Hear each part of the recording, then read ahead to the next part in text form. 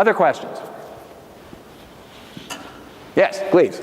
Yes, Professor Brandt, I'm sure you deal with this in your book. The whole question that periodically resurfaces is, what did Roosevelt know prior to Pearl Harbor? Yes, and this is a perennial question, and there's an entire conspiracy industry devoted to trying to prove that Franklin Roosevelt knew that the Japanese were going to attack Pearl Harbor.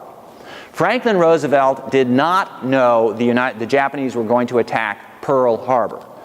Franklin Roosevelt knew or strongly expected that the Japanese were going to attack someplace.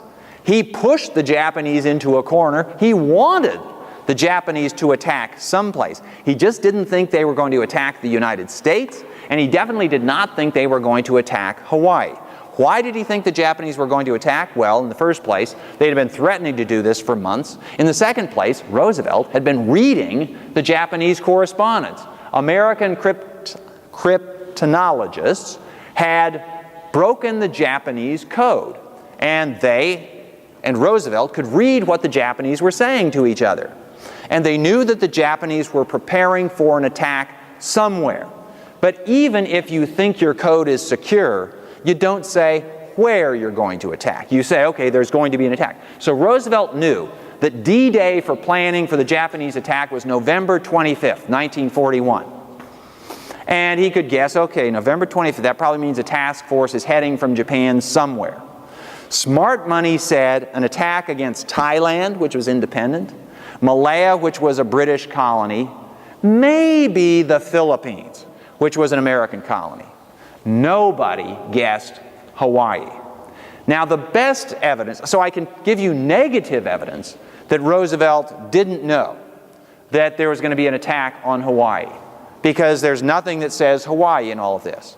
But the best, call it positive evidence, that Roosevelt didn't know there was going to be an attack on Hawaii was the fact that he gave no order to the fleet in Hawaii to get those battleships out of the harbor.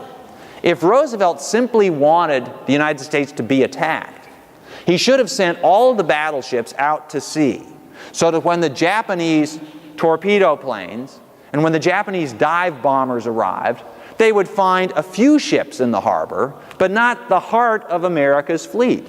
But the fleet was sitting there anchored on that Sunday morning, and no one had any idea the attack was coming. Not Roosevelt, not anybody else. If Roosevelt had known, he would have, Roosevelt was the one who christened several of the ships on Battleship Row that day back when he had been Assistant Secretary of the Navy. The American Navy was Roosevelt's pride and joy. When he heard about the battleships that had been sunk, it made his heart sink.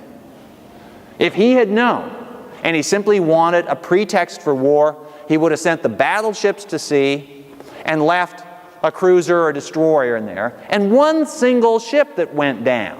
If he were that cynical to leave the United States open to attack, that would have been enough. Or, he certainly would have alerted the defenders at Hawaii, hey, an attack is coming. Now blast those Japanese planes out of the sky. That would have been pretext enough. They shot at us. He wouldn't have let 3,000 sailors die. He wouldn't have lost 6 out of 8 battleships. He wouldn't have set back the American war effort for 2 years in the Pacific. So, the best evidence that Roosevelt didn't know was all the actions that he could have taken if he had known, but didn't take. Any other questions? Okay. Very nice to talk to you. Good luck with everything.